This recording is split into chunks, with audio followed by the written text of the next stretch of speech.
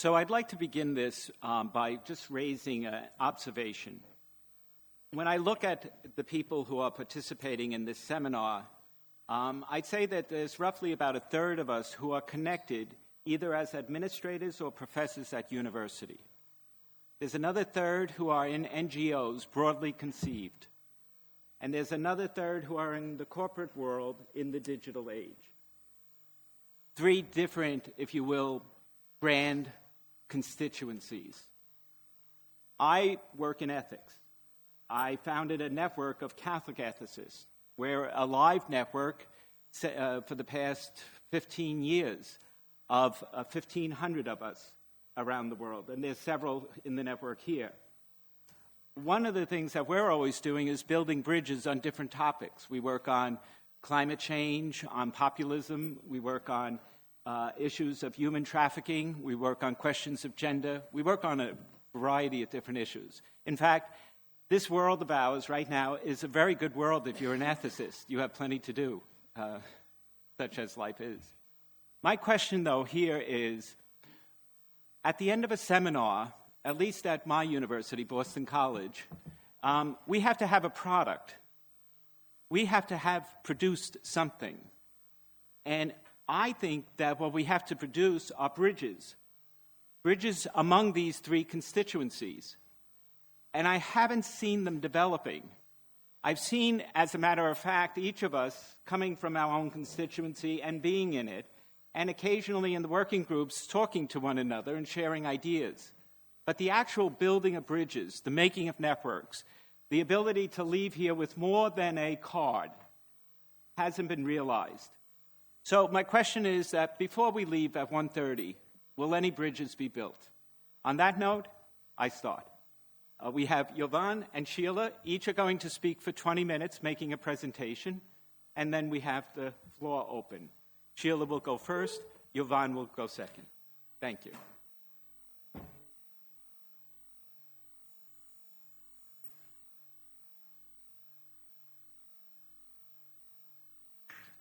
So thank you, Father Keenan, and thanks for the challenge. I hope that what I have to say will be considered a little bit of a step towards bridge building, even though it may not be all the way.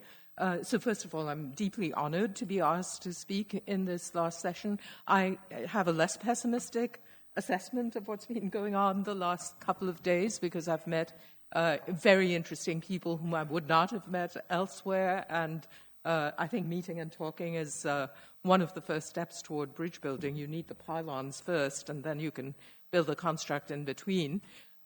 So I'm definitely of that first camp that Father Keenan referred to, that is an academic. And when I'm confronted with the headline for this session, Future Horizons and Their Ethical Dilemmas, of course I start wondering, what that ampersand in the middle is doing, what the relationship of the ethical dilemmas is to the future horizons. And the basic thing I want to say is that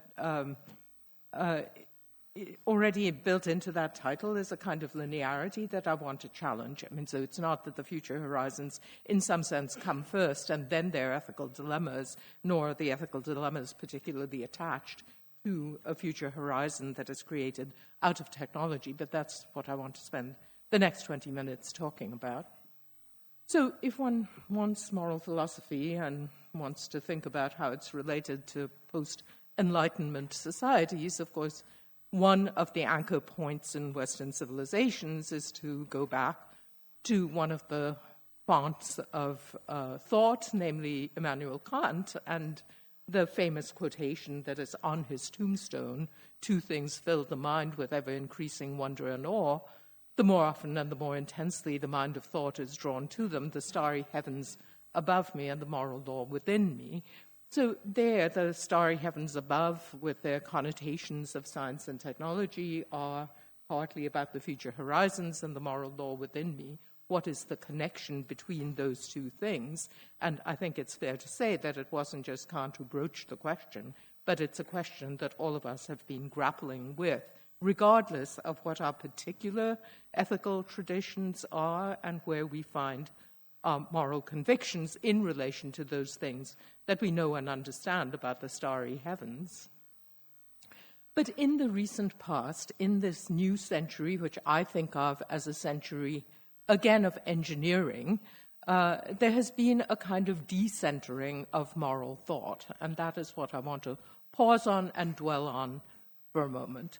So what is the common good? I think that is an incredibly resonant phrase, as resonant as the Brundtland Commission's book, Our Common Future. The notion of commonness, commonality, community, I think is a profoundly worthy object for us to think about. But the ways in which we've anchored our understanding of the common good appear to be in flux in ways that I think we need to step back and look at. That is, it's not one thing or another thing. The idea that you take a technology like killer robots and extrapolate ethics from that, I think that that is, to my mind, not the ideal way to proceed. So how do we begin addressing the question of the common good in the digital age, which I think is also the age of what the World Economics Forum calls the Fourth Industrial Revolution, and what our National Science Foundation has called the era of convergent technologies. I don't think the digital can be kept apart from the things that are going on in other technological domains as well. And I think that the right way to begin the question about the common good is not with the technology and then moving on to the ethics in some sense, and this is the point that I'll make over and over again, but to begin with the human. So what's happening to the human in our era is worth thinking about. I mean, we all have in our mind some notion of the human as an integral physical being situated wherever, and again, different religious and cultural traditions have their different starting points. But next to that human that was integrated inside of bodies, of phenotypes like the ones we have sitting around the room, today we have a couple of different shadow personas that are accompanying us everywhere. One is the genomic human. All of us by now have genomic identities or biological identities in any case. And there is also increasingly the digital self. So you can think of all of us, even people living in extremely impoverished societies, as being encumbered in a sense with these multiple renditions of the self. So where is that self to be found? And how do we achieve an awareness of that self? It's often interesting to look at what people doing science fiction and fiction writing in general are doing. And I've been struck at Philip Pullman's work, particularly his Dark Materials, which has been so controversial from a religious point of view.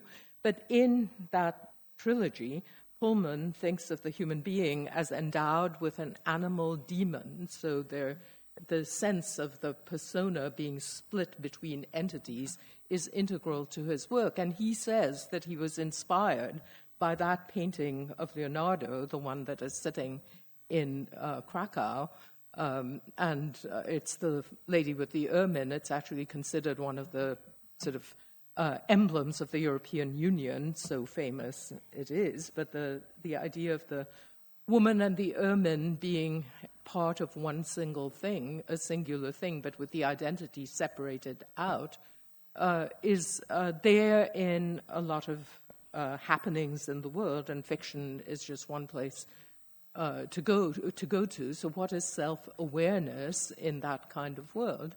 And at the same time, we're breaking down the boundaries between humans and others in many other ways, where, again, people in the art world and in the fiction writing world have a kind of entry to what is moving, even before ethicists and regulators do to some extent. So I'm particularly taken with the work of Patricia Piccinini, and I showed that sculpture of hers with permission. It's called The Young Family.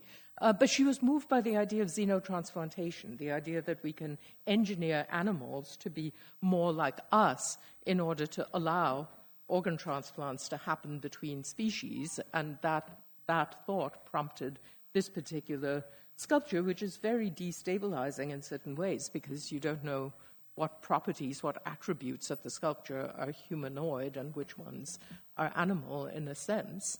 And then, of course, the encounters with the robot are multiplying, and again, a dissolution of boundaries between the human and the non-human on the living side and the boundaries between the human and the non-human on the mechanical side.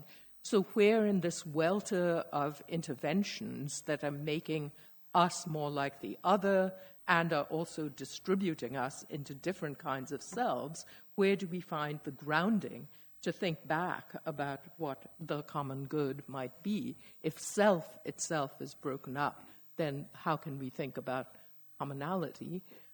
Now, one of the ways that a legally trained reflector on science and technology like myself, one of the places I go to is what is, after all, happening in the world's legal and constitutional systems of thought. And we do see a patchwork set of responses. It is not that the world is unaware of the ethical correlates of these things that are moving around. So, for instance, the entire arrival of the idea of the Anthropocene and then the sciences that are today almost being taken for granted, that only goes back to the turn of the century. So the word Anthropocene came into widespread usage through an almost throwaway line in an obscure newsletter in the year 2000.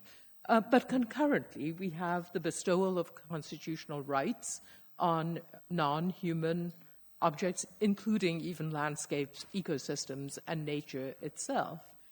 And then the study of ethics. I mean, when I first came into the field that I'm in, science and technology studies, people were talking about ethics, and then the word died down.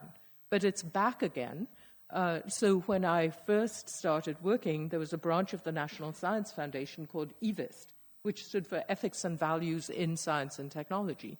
And we've talked about the word values before already in this meeting, but it's worth remembering that back in the late 1970s and 1980s, there was this program called EVIST, and then it disappeared. And just a couple of days ago, I got a dear colleague's letter from the National Science Foundation saying that they're starting an ethics of research program that is renamed and reinterpreted. So there it is back again. And then with the digital technologies, if you look around the US, you just see an efflorescence of new programs that have something to do with ethics. So Harvard has something that they call CS Ethics for computer science and ethics. Michigan has an ethics society and computing program which was made to resemble the ESC key.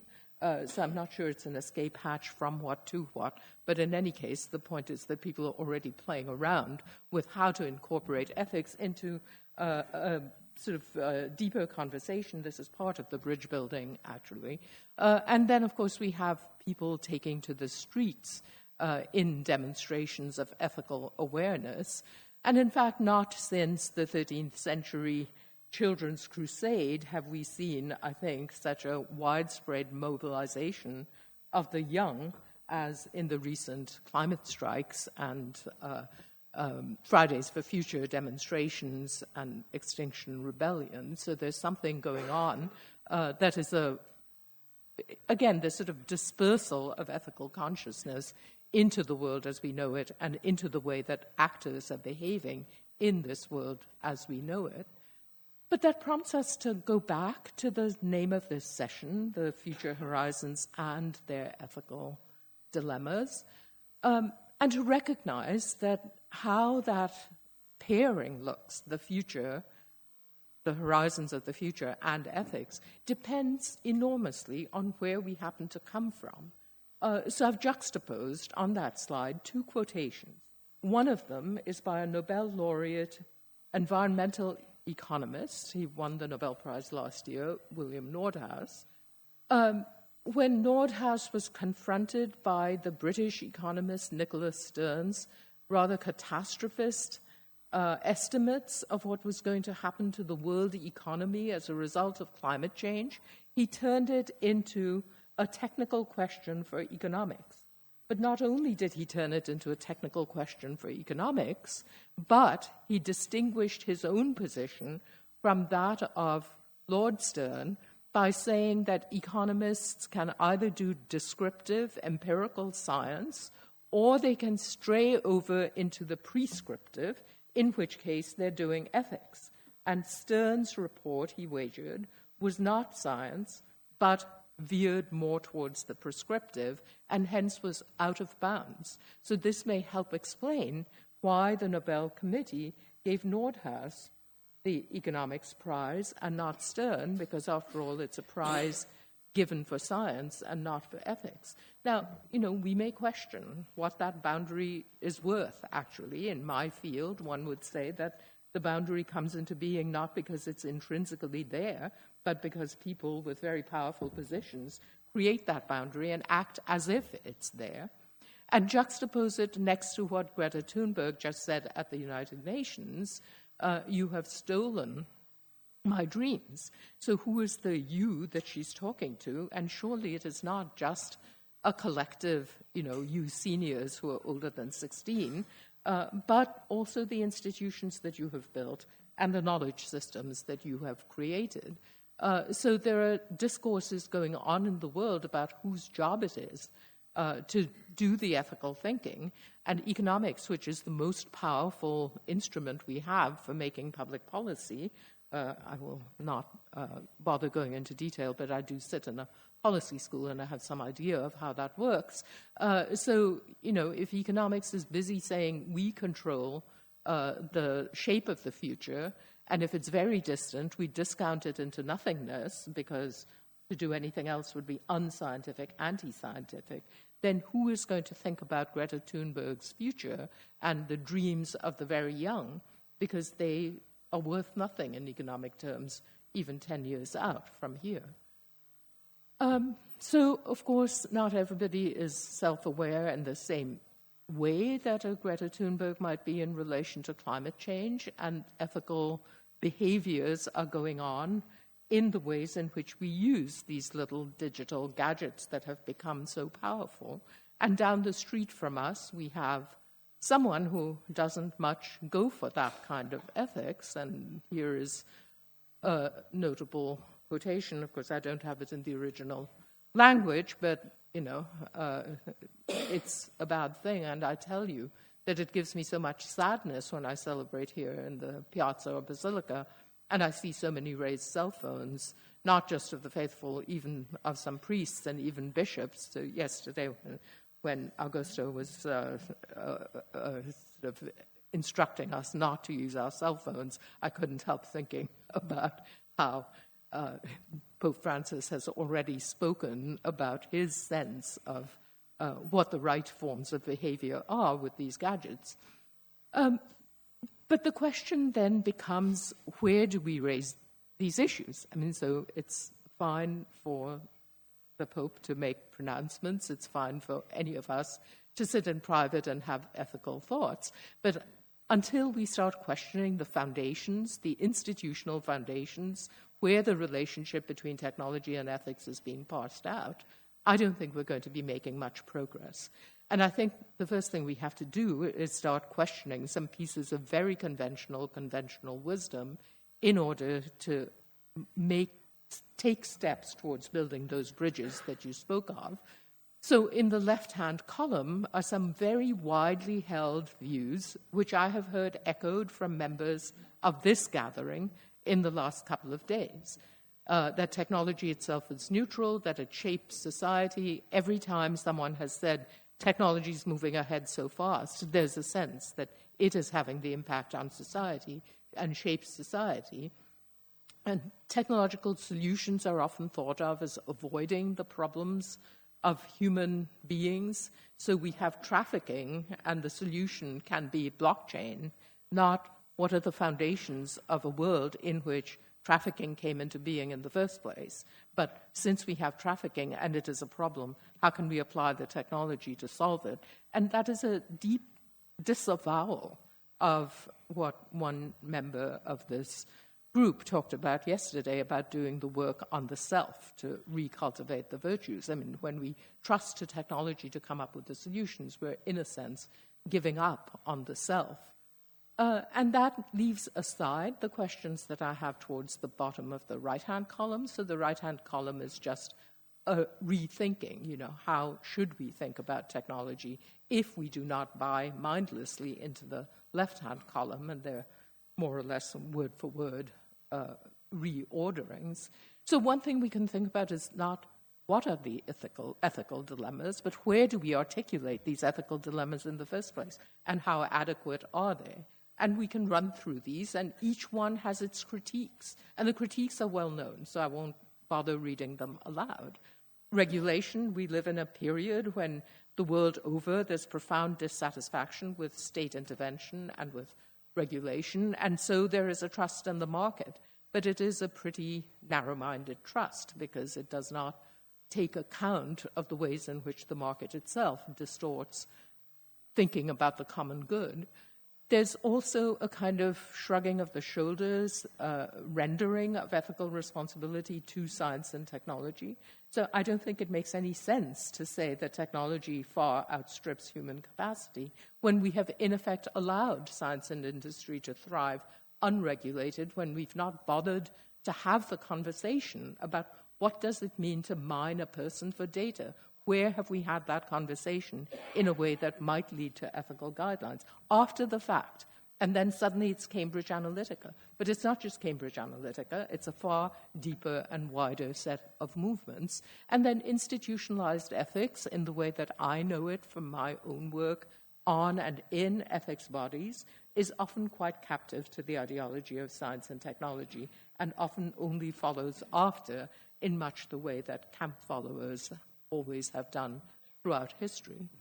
So what do we need? And in my own work, I'm working very modestly towards something that my colleagues and I think of as the Global Observatory project. So that in the background is CERN's Science and Technology Globe, but it's an emblem that's worth taking over and recolonizing in other ways. And I think we need to cross, I'm all for that bridge. I think it needs to be something that is not linear and not from one end of a river to the other, but something that is much more interactive and much more global. And there's literature on this, but I won't bother dwelling on it at any great length. But the main point, then, is a rebalancing of the power relationships.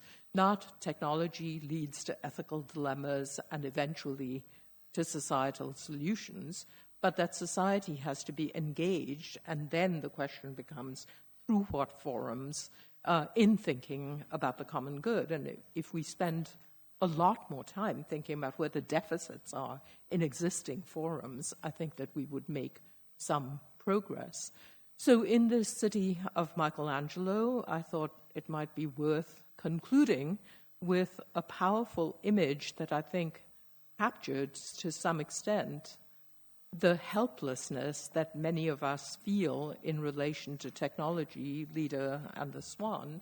And the Irish poet Yeats, ended his sonnet on Leda and the Swan with a question that I think captures something of at least the question that one must ask in order to achieve that rebalancing of power between technology, society, and ethics. Did she put on his knowledge with his power before the indifferent beak could let her drop? Thank you.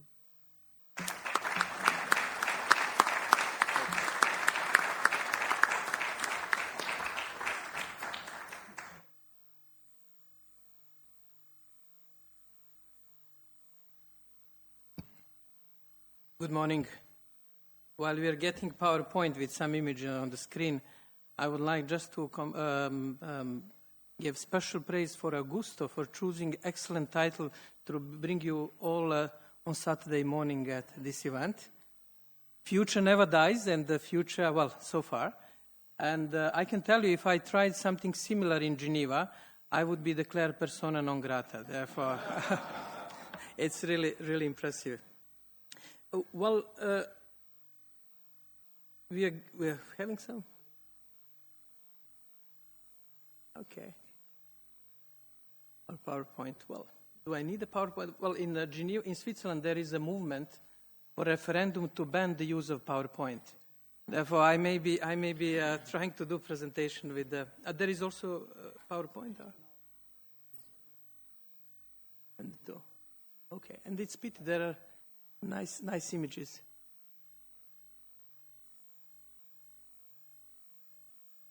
Yeah, sure. Can I scroll or?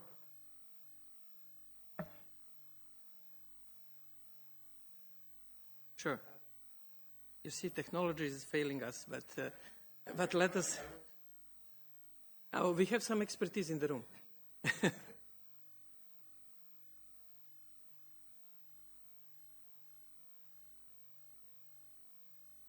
Okay.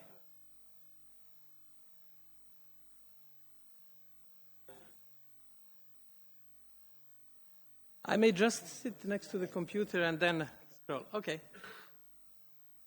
That's fine.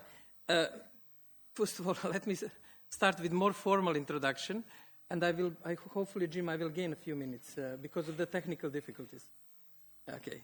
I would like to thank the organizers, Augusto, and all people who are behind this event for many reasons, and definitely for creating a great program, having an excellent participants as speakers to some extent, while providing an excellent food, which shouldn't be underestimated for the building bridges and creating great atmosphere. I was honored to have in these building bridges expertise of Roland Schatz, colleague of us, who usually facilitates bridge building among group of 20 to 25 people. Maybe we can have some sort of Schatz formula for the building bridges. But I would slightly disagree with Jim that we didn't manage to do it. It was really great bridge building exercise, and thank you for that. I'm a New Yorker. Both admonishing. Caution. That's fine. But I'm going to keep my position. Okay. But what really matters for me, at least personally, and well, we experienced life personally, is the venue of this event. And when I was walking this morning through the last few days, I've been thinking how many thinkers, philosophers, theologians have been reflecting on new technology over the last almost 19th, 20th centuries. And if we can ask the walls of the Vatican to give us some advice, I'm sure that quite a few advices on the question of impact of AI on our society could be provided. Because ultimate point is that the more we are moving into technological era, the more we are returning to some fundamental questions related to human predicament, related to purpose, related to all philosophical and theological issues, which I don't dare even to tackle here with so much expertise at the panel and in the room. But one point which really sort of provide me with the thought experiment, especially after a few wines yesterday, was what would be the St. Peter's Square? You have images of 2005 and 2013. And that was that evolution that happened in 8 years. And we can ask the question, what would be St. Peter's Square in the 2050 or 30 or whatever? And I don't think that the answer will be simple. I can provide a few inputs and a few thoughts on that, but this is a real thought experiment, especially for those of you who live in this lovely city. Now, plan for today is quite ambitious, and I prepared good slides, but I don't know with this I have a great help, is that we start with anchoring general ethical and philosophical questions to very simple question. Who answers our call for digital policy help? Is there a phone number? Who picks up the phone? What is the forum? What is the space to answer these questions? Then to move to context on technology meets humanity as a sort of defining phrase for our era, thinking toolbox for digital commons, policy toolbox, and then to give some practical ideas of finding digital home for humanity. Next. Here is the visualization of the phone calls. There are many institutions, countries and individuals trying to find the answers to digital issues. Current digital issues, issues related to future.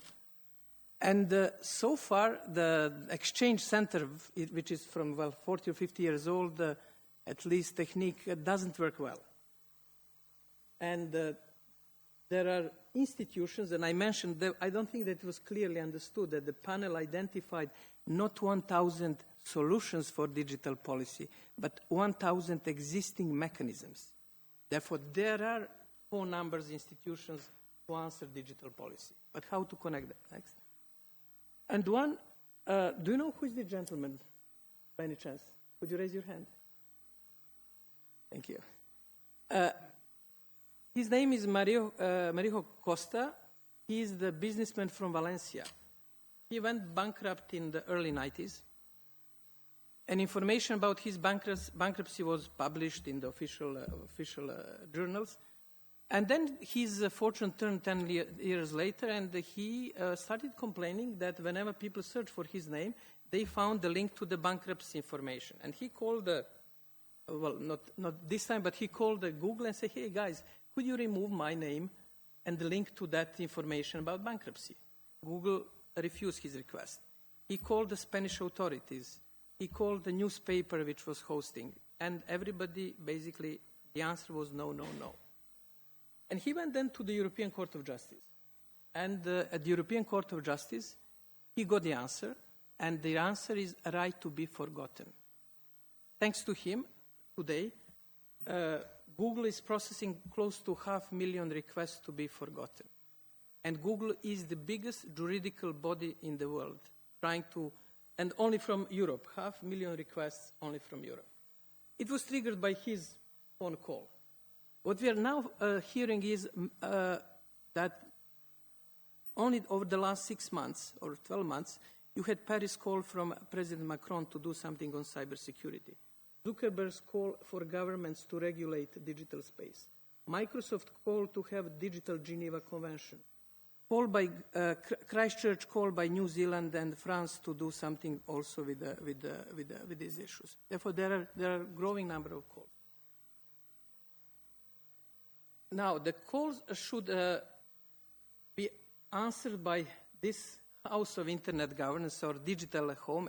As you can see, it is quite messy. It is a home for more or less 50 policy issues, from infrastructure to security, development, legal, economic, socio-cultural, and human rights. And one of the challenges is to make some order in this messy home.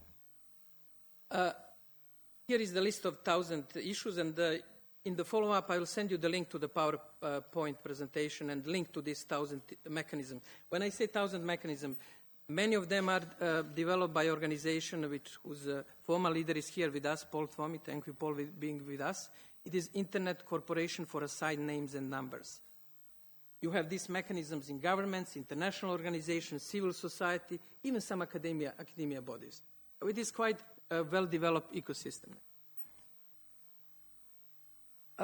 In order to find a place to answer these phone calls and to make some order in the digital space, Secretary General Guterres established a high-level panel chaired by Jack Ma and Melinda Gates. I was executive director of the panel secretariat, and we spent 1 year basically consulting everybody, almost everybody in digital space, from Silicon Valley to Shenzhen, from Tsinghua to Stanford, international organizations and governments. And some of my insights are basically based on this experience of putting my hand on the digital policy context and all differences that exist in this space. One of the questions which was underlying is, can we find a digital home for all people and nations? And I would say this was one of the underlying messages in our discussion in the Pope's great message that was delivered yesterday, and it was also the challenge for the high-level panel, how to find a home for all people and nations to address ethical, political, legal, and other issues. Before I reflect on the search for this home, let me just reflect on the few conceptual issues that created a space for discussing it, and they're under title Technology Meets Humanity. Here is a visualization of the current moment where we are in the midst of the drafting digital social contract. This is not the contract which will be signed and drafted on dotted lines, but we are relying on the great thinkers from the history, and we are trying to integrate their thoughts intentionally or through the tacit ways and answer questions like ethics, fake news, cybersecurity, AI, and other issues. Therefore, this is some sort of visualization of the current moment. Since we are at the home of the great thinking about ethics, about morality, one of the small icons on the drawing is the St. Thomas Aquinas, and I had discussion yesterday with colleagues here. Should I put him or St.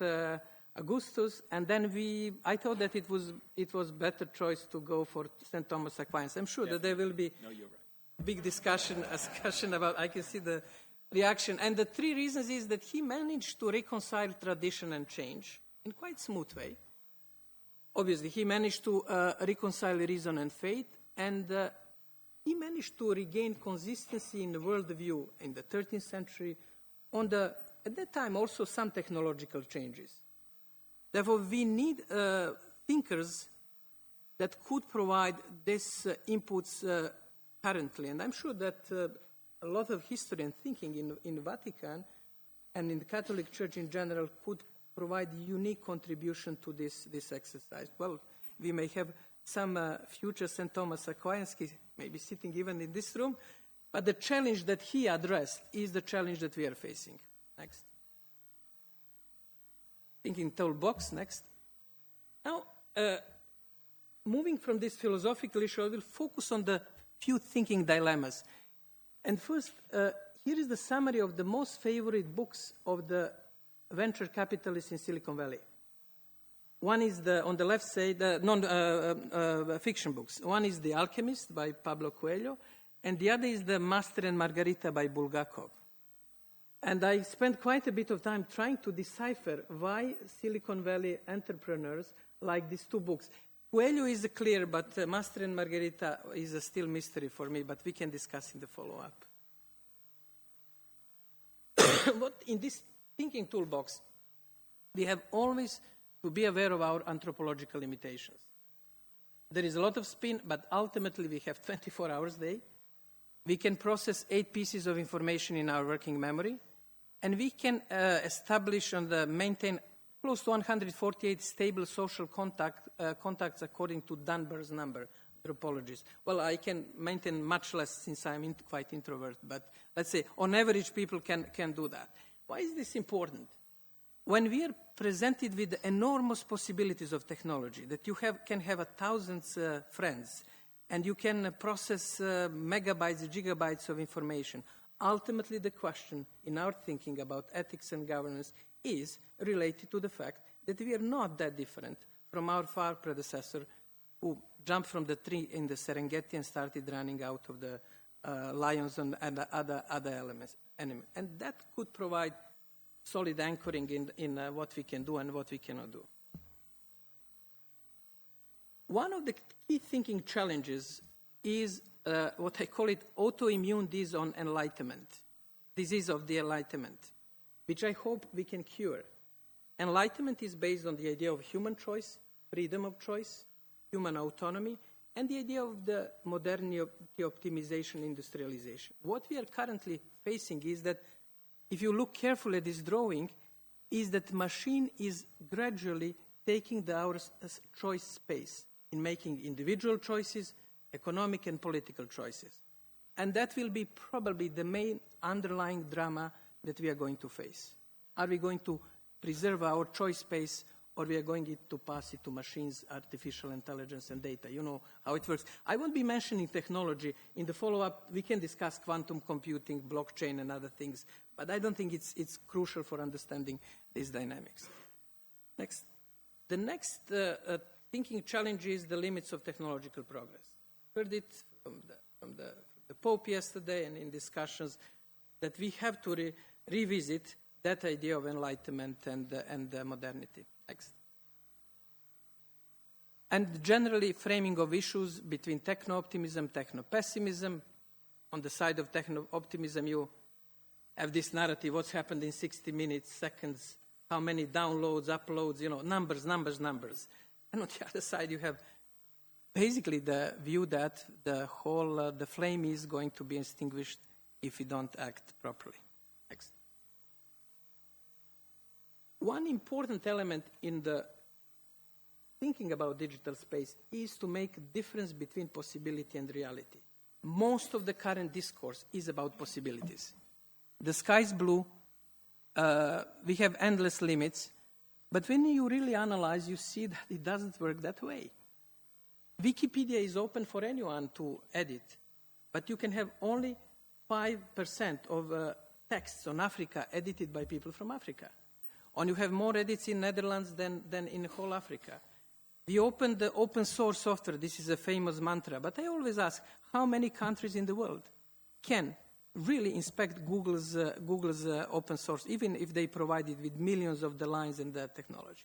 There is quite a bit of naivety in the rhetorics about possibilities and anchoring it in reality. I have a long list which I can share with you about these discrepancies between rhetorics that you can hear on many events and reality which is completely different. And it's a very dangerous trap, because this trap opens the space for simplification, oversimplification, and populist manipulation. And we have been hearing, unfortunately, recently quite a few of them. Next. I have to speed up. This is the current business model. I'm sure you're familiar with this. We pay with our data. Companies are paying with data. They call it dirty internet business model. Facebook, Google, and other companies are basically running away from this model because through GDPR and other regulations, people are controlling more or less how the data is used in this triangle. And this is another challenge, thinking challenge, that most of regulations and questions of ethics are basically built around this triangle. How to normalize it and how to get it back into the regulatory and philosophical context of the modern world. Business model is changing very fast by using big data for artificial intelligence, Internet of Things, and Tesla. Most of the internet, Silicon Valley companies are abandoning the previous concepts and moving to this concept where they will sell some product, whether it is car or refrigerator or whatever, but empowered by using data and artificial intelligence. Context is the key. We have to preserve the context in whatever we discuss when it comes to digital policy, social, economic, and the other context. Now, from this thinking toolbox, let us now move closer, zoom in on the policy toolbox and get closer to the one proposal that we can consider for the future digital home or place where digital issues can be answered. One in the toolbox, and Jim, this is back to the challenge that you posed on the building bridges, and we already discussed, is putting people in the same room. This is great, but also taking care about the different ways how they frame problems and issues. We simplified here the programmer and diplomat, how they connect dot A and dot B. There is a completely different dynamics. And it's not a question of lost in translation between different languages. It's lost in translation between these different professional cultures. It is huge challenge. One concrete example. I'm very active in diplomacy. And we had a conference last week in Geneva where there was complete confusion. How do you call, is it digital diplomacy, cyber diplomacy, e-diplomacy, online diplomacy? In any field, human rights, security, you have complete confusion. How does it work? Somebody wants to have new project, new paper, and he just add the prefix and basically put more or less the same stuff, but call it differently. Therefore, there is a need to have some sort of dictionary understanding. What do we mean when we say, in this case, cyber diplomacy? I can reflect later on if you're interested on that more. But on that very simple level of understanding different uses of prefixes, we can achieve a lot. Next. We have been mentioning the question of subsidiarity as an important principle of the Catholic social doctrine. And this is a huge challenge for all of us. How to make this elevator working both ways, from local to global level, via national and regional levels. we have very naive view that internet is global and internet impact of the internet is also global. It is not the case. Impact of the internet society is very local. Therefore, systems, networks, if I can call it that way, like Catholic Church, and the people who have their organization and outfits on the terrain can do a lot in understanding this local impact of the internet. And in our thinking as a policymakers, people involved in ethics, we have to reconcile and to deal with that difference. Again, the thinking on subsidiarity from the Catholic social doctrine could be very useful input. Have some others like Swiss constitutional arrangement where they also place the decision making the closest to the problems, whether it is local canton or community. That's one element. Next. The chair, the question of multidisciplinarity. I gave here example of data governance. In Geneva, you have data governance at WTO, and e-commerce, human rights, technology, economy, and security. These people are discussing data in completely different silos. They don't talk to each other. And it's sometimes suboptimal, but sometimes it's even tragicomic. When one country argues for one position in WTO, another position in Human Rights Council. I have quite a big collection on that. Next. And I will be closing shortly. SDGs as an important framework for making this bridge between values and reality. Next. And we can reflect on that in the follow-up. And therefore, through this thinking toolkit, policy toolkit, we come to the question, what will be digital home for humanity? UN High-Level Panel, in its report, proposed 3 models for the digital governance. And this is my proposal. It's not official UN proposal, but it is based on these 3 models, is to have Global Digital Cooperation Council established under the UN umbrella for the legitimacy purpose, but having it multi-stakeholder and open for all communities. Because discussing digital policy issues without having tech companies which own and run this space is basically a waste of time. Therefore, Digital Cooperation Council is proposal, and it will, in this proposal, which will be discussed in Internet Governance Forum in Berlin, there are 4 basic units. Cooperation Accelerator, would bring bridges. Policy Incubator, where, let's say, government of New Zealand would go and ask, okay, we have a Christchurch incident, we need the new rules. Could you help us to create the new rules? Incubator would bring together Facebook companies, civil society, specialists for ethics, a religious community, and try to come with some rules under the legitimacy, which is very important, of the UN umbrella. And then propose, not adopt them as the rules, but propose them to governments, international organizations, and other actors, companies, to implement them in their activities. Observatory, to observe what's going on in digital policy, and help desk. This is extremely important. Small and developing countries are completely lost in digital space. They don't know whom to call, they don't know what to do, and they're facing more or less the similar problems that are faced by other players. Therefore, help desk will be that phone number where countries can come and pose their questions and problems. Well, with this, I would just conclude that we have to make choices, quite a few choices. That choices should not be mediated by IT and IG completely. And we have also to keep, next. We have, I just would like to inform you about one project that we are launching now, and is the question for the AI, artificial intelligence, to help us in drafting digital social contract. And hopefully in November next year, we'll have the first drafts produced by major universities and companies. What would be the view of artificial intelligence when it comes to this? Next. And I would like to invite you in all of this dilemma and questions to keep questioning, to continue discovering paradoxes, and to have we as people who are occupying the earth right now, to have a bit of humility. we think that everything started with us. Not we here, but I would say in Silicon Valley quite a few people. And that we as a humanity have all solutions.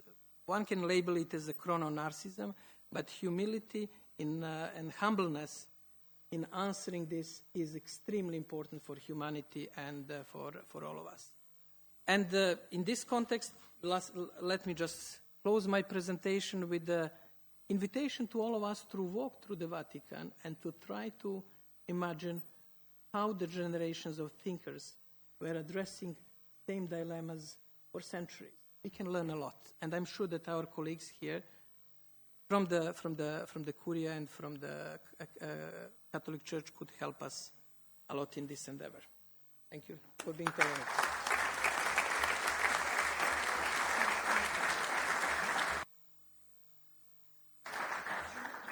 4 days ago, Augusto wrote me a letter saying, listen, Jim, you're supposed to moderate for the entire morning a series of discussions that are to get us somewhere. And in order to do that, we thought the major catalyst would be Sheila and Jovan. So be prepared for their presentations. And I have been, and we have been able to hear both of you. Briefly, what I heard from you is, and I thought that the order of the presentation, it really worked out very, very well, this question of rebalancing of power and talking about where have the forums been, where we've had the discussions for the restoring the human in this entire discussion of rebalancing power and the question of regulating science. But you kept asking, where have these conversations been, and left us with Lita and the Swan asking whether or not that information or that power has been handed on or lost. And Jovan takes us along that path with his cooperation accelerator, a new term for bridge building, or vice versa. And you take us concretely, finally, at the end of your presentation, into all these different ways of acknowledging that there are all these existing mechanisms, but to propose, for instance, the Digital Cooperation Council as one place where, again, a space, you kept asking, both of you kept talking about where's the space for these conversations, but you're concretely giving a proposal where that conversation could happen. Therefore, let's open this up for a conversation, and in this space, and we open it to the floor. Questions, comments for our speakers? Yeah, right there.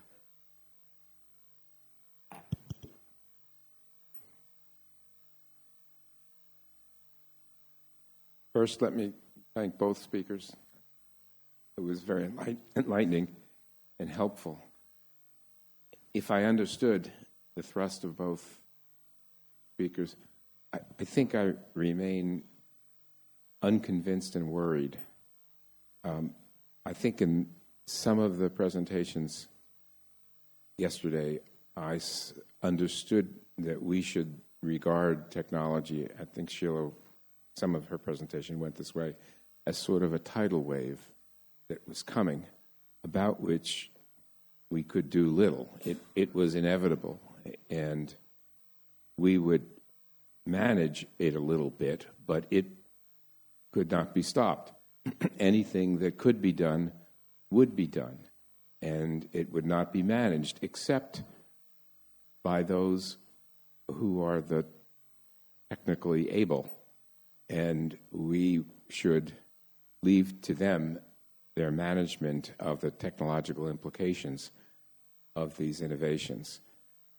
I didn't hear about government's responsibility, and I always thought that at the end of the day, much as I love the corporate sector, I don't trust it.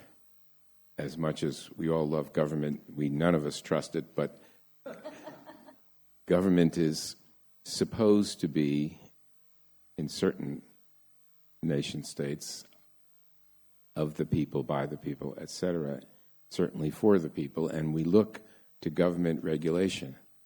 I'm not sure that I haven't been encouraged to forget about the government as the regulator of this technology, as the entity most responsible for having the technology at the end of the day produce the common good.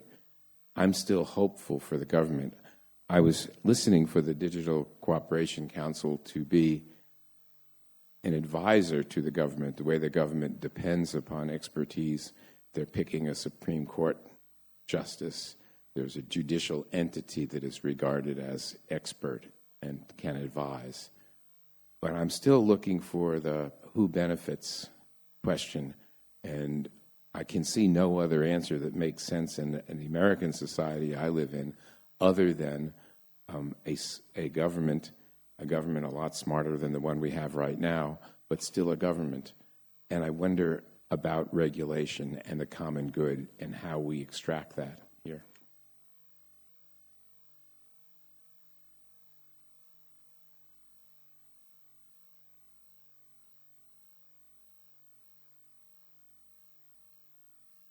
Thank you, and thank you for the very interesting intervention, Shaila and Jovan. I was especially intrigued by Shaila's list of the forums where you can discuss it. Regulation, market, science and industry, and the last one's institutional ethics. Looking at my presentation and the discussion we had yesterday, so my question is, where does collective bargaining and subsidiarity fit in? And also stressing again the point, when we talk about collective bargaining and subsidiarity, it means basically those people most involved should regulate their own affairs as much as possible. So how does this fit into the discussion? And then again, my encouragement, really see how you can bring this part of society really in the discussion, rather than having a discussion in academia among the regulators or just the market. Just get the people who are really concerned, and that affects especially those people working, because they have to deal with it every day, and work is still for all of us probably the biggest part of our life, because otherwise the world doesn't go around for most people. Thank you.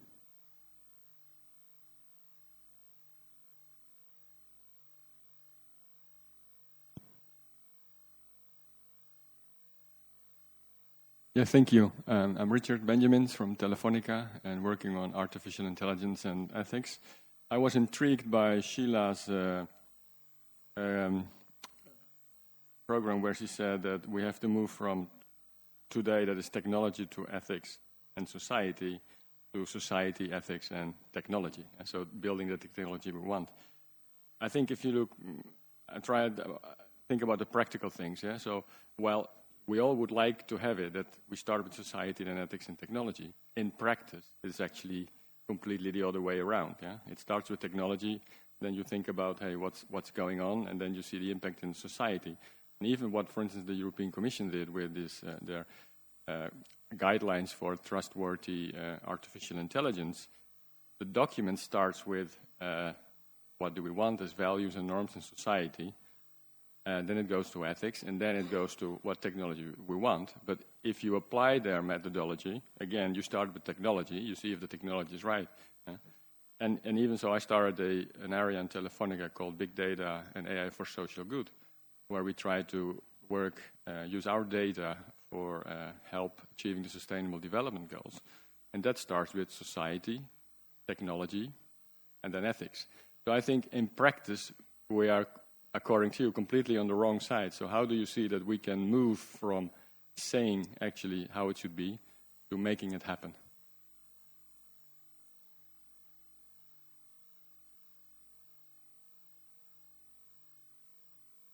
Thank you. My name is Paula Schwartz, and I run the World Data Economic Forum. Also, the World Datanomic Forum is a name that is around. Actually, I would like to disagree with the negative tone, because the internet also started with the dark web, and a lot of transactions and a lot of operations of people who were building it were also illegal, and it was fueling a shadow economy that's massive. Then we also had developers like Aaron Swartz, who created the RSS feed, hacking universities in order to set free their technologies. And in the entire digital movement, in the beginnings, you had a very big wave of aggression because it was basically kids trying to hack a system.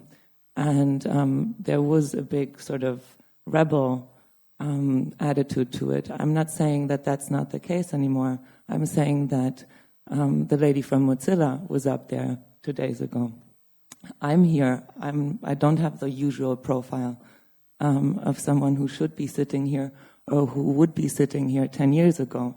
And people like Aaron Swartz died for the fact that you would do this now and talk about technology in a way that is not funneling only the dark web, but also enabling everybody to work on governance issues.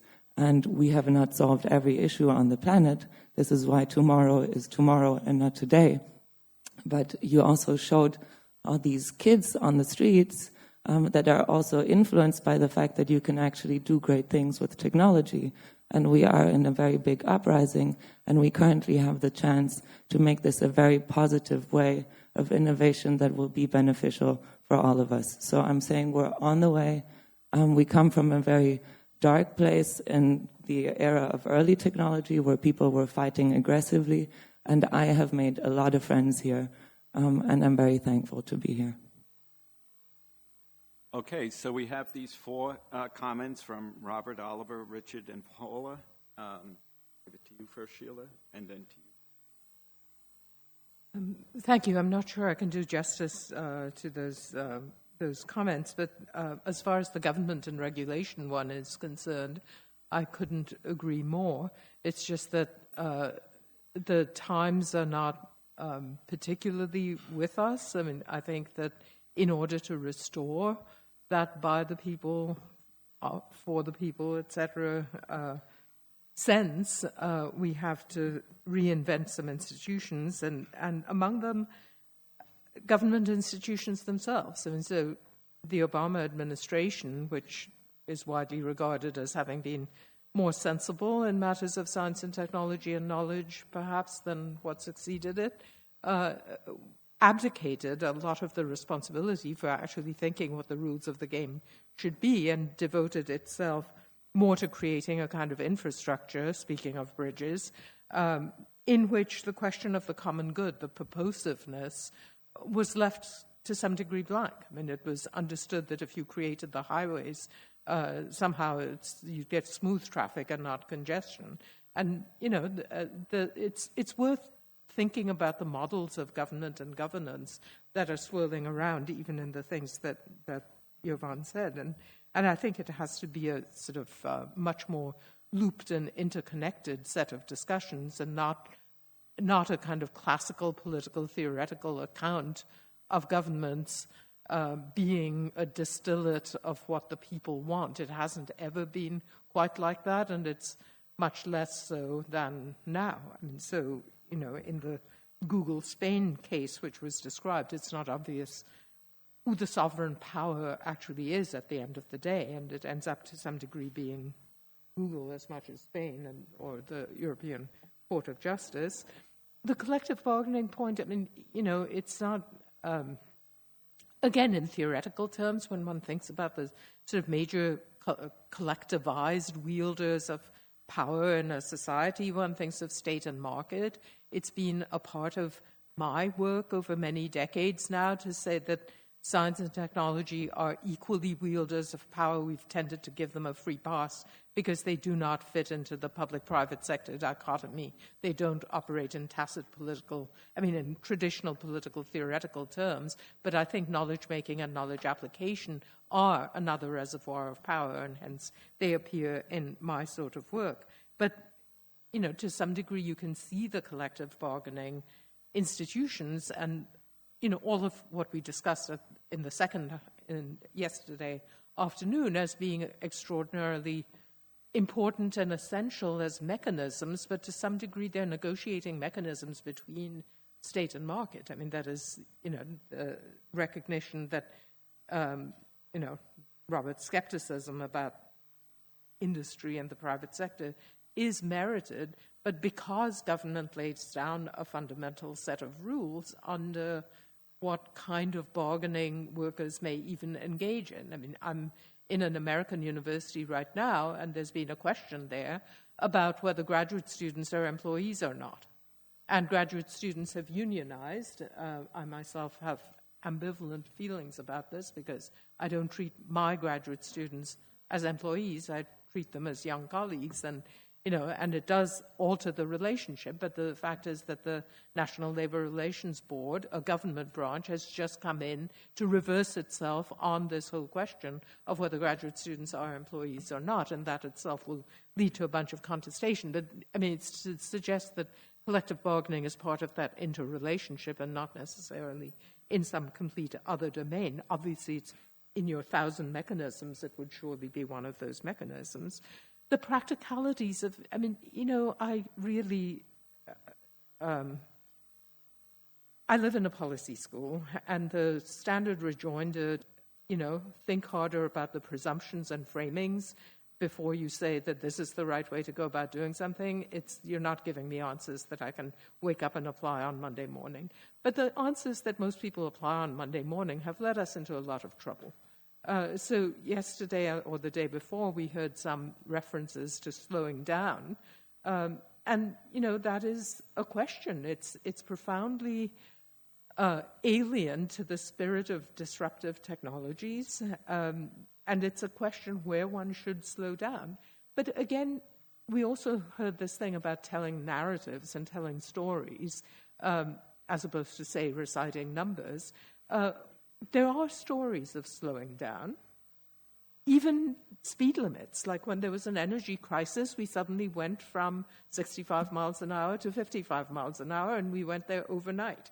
And people didn't rush out into the streets and object. And when the restoration happened, it was selective. It is not that the entire country came back in America to 65 miles an hour. The sort of de facto speed limit actually changed at that time and remains much more patchy now than it was before. So there are very pragmatic instances of rules being applied and turned around that were once thought to be inevitable. I taught a young woman when she was a sophomore in college who became the spearhead for a lawsuit that people thought could not be won.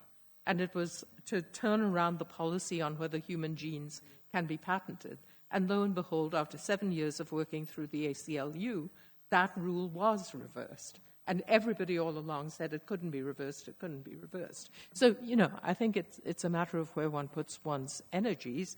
And, I will take the hacking comment in that spirit, but I would caution you to perhaps just remember aspects of your own story that you know better than I do, which is that the hacker culture that you may see yourself as part of and see yourself as sitting here in a forum that you would not normally be expected to sit in. Partly it has to do with the gender dimension of that very rebellious culture that produced Silicon Valley, and that gender dimension has not gone away to this day, in spite of the fact that there may be young Joans of Arc, such as yourself, sitting among us. That is not the norm, and it's worth asking what it is about the structural dimensions of a power force that disable certain forms of very obvious equality that might actually lead to a different set of social norms. So I've asked Jovan to take up to 5 minutes in replying as well, and then we will adjourn. Jovan. There were quite a few hands. I hope nobody will complain with my 5 minutes. Well, maybe I should just explain. I'm just trying to consider the conversations, and in as much as there's enough of a catalyst, I think, with the first 4 questions and with the replies that we have, that this is a suitable way to be able to move, as the schedule has us, eventually into groups. We're already at the end of the time. I'm extending it by 5 minutes so that Jovan can give an answer. Jim, I tried to be disruptor, but you managed to contain me. No, that's great. Thank you, Jim, for this generous offer. I'll start with the question on governments, what the government should do. I think we have to get back to real clarity. What business should earn money and provide good services for society. Government should protect public good. In a way, in Thomas, in the Hobbesian Leviathan social contract or Rousseau. And the civil society and other organizations should make all of these players accountable. We have to get back to the basic roles of each of the actors. And when they say we need new governance for new era, I'm usually worried that we need the new forms and new smarter ways, but in some respect, we have to get back to the basics.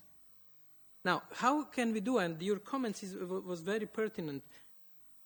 What I experienced at the panel is that governments are very reluctant to step in any technological regulation because they have been bashed for the, let's say, good 2 decades.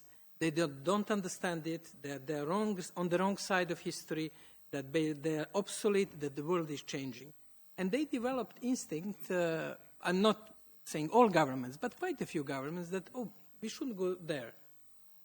This is one of the problems among governments. On the other side, paradoxically, industry is now requesting more and more regulation, especially big companies. And it's very simple. They want to basically solidify their market position. When Microsoft is asking for the Digital Geneva Convention, it's basically asking to reduce its budget of $2 billion US dollars for cybersecurity. I'm simplifying. Microsoft is my favorite company when it comes to the social responsibility. But when Zuckerberg is asking for the governments to regulate, he wants basically to reduce risks. What we can do in that respect is exactly to make this discussion clearer, encourage the governments to act when they should act, and also create these spaces where it can happen. This is why Digital Cooperation Council is proposed. In some respects, and there are many areas, regulations can work. Existing regulations can be applied. We don't need a new regulation in many fields, in health, in labor, even e-commerce, I would say. A lot of existing regulation can apply. But there are some fields like fake news, disinformation, when you need new rules. Now, how to get to this new rule? We can bring people in the room like this and discuss it, and whatever we agree, even with the smartest brains in the world, we won't be able to see if it works till we apply it. And it's happened with, for example, German hate speech regulation, where basically was regulation which was established with very good, let's say, moral basis, aims.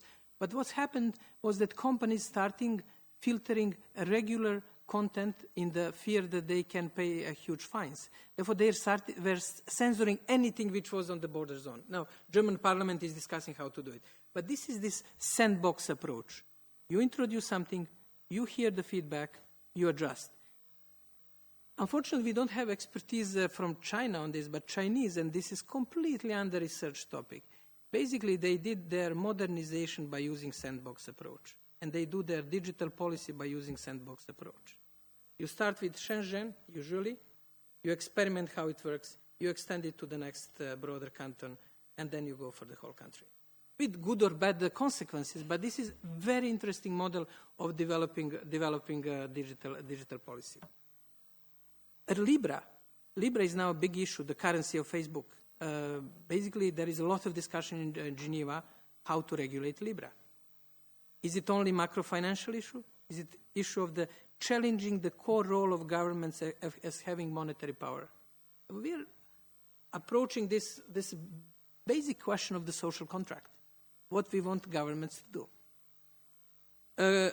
Collective bargaining and compromise, this is extremely important. One caveat I wanted to comment yesterday on that was that when it comes to collective bargaining, the power of individuals, workers, citizens, is very limited. And putting individuals against the big companies won't work. Therefore, we need collective, trade unions there are, but we need that stronger focus on making collective bargaining power on both sides of the game, because asymmetry in the power is enormous. And I like yesterday your comments on compromise. This is a concept which is completely demonized in the modern rhetorics, and it has to be revitalized. On the question of SDGs, somebody mentioned concrete tools to do things, and a colleague from Telefonica. What we've been facing in Silicon Valley and other places is that you have a lot of good intentions. And people in Silicon Valley, they believe and they want to do good things. but context in which they operate basically amplify negative of the problematic impacts on society. Therefore, we have to create new framework. One of the proposals which we have been advancing and discussing is to use SDGs as a framework or a guardrails, guardrails for development of AI. SDGs are codification of core ethical values of modern society. They're comprehensive. They cover more or less all core issues. Why not, and I'm now simplifying, why not AI developers can use SDGs to decide on specific applications or to have a guidebook which won't be only another ethical code. I'm a bit skeptical about proliferation of ethical code, but something which is anchored in the core accepted values of humanity. And on positive, negative context, I don't think, I see it as a false dichotomy. There are a lot of opportunities. What we have to have is clarity in discussion based on clear understanding what is impact on society. And a lot of positive issues can develop. My major concern is hype, spin, camouflaging real power issues around the rhetorics, could be simple tech rhetorics. When I'm critical about tech rhetorics, I'm usually critical about that aspect, not about the potentials which, as you said, are really enormous.